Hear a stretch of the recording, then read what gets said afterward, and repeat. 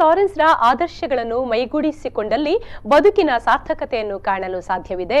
ಬಡ ಜನರ ಕಷ್ಟಕ್ಕೆ ಸ್ಪಂದಿಸುವ ಮನಸ್ಸು ನಮ್ಮದಾಗಲಿ ಎಂದು ಉಡುಪಿ ಧರ್ಮಾಧ್ಯಕ್ಷ ಡಾಕ್ಟರ್ ಜೆರಾಲ್ಡ್ ಐಸಾಕ್ ಲೋಬೋ ಹೇಳಿದರು.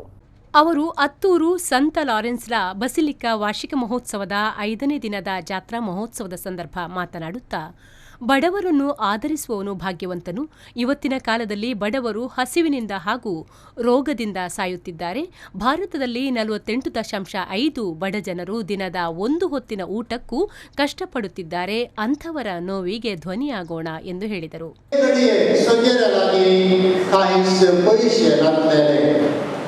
तरी ताणे आपलो दोगलो काढून दोन कुडके करून कितें तुमी केलें न्ही तें म्हाकाच तुमी केलें म्हणली उतरां ह्या दोगांय भाग्यवंतांच्या जिणेंत ती खरी जाली. दुबळ्या धाकट्यांच्या गरजांक पावता.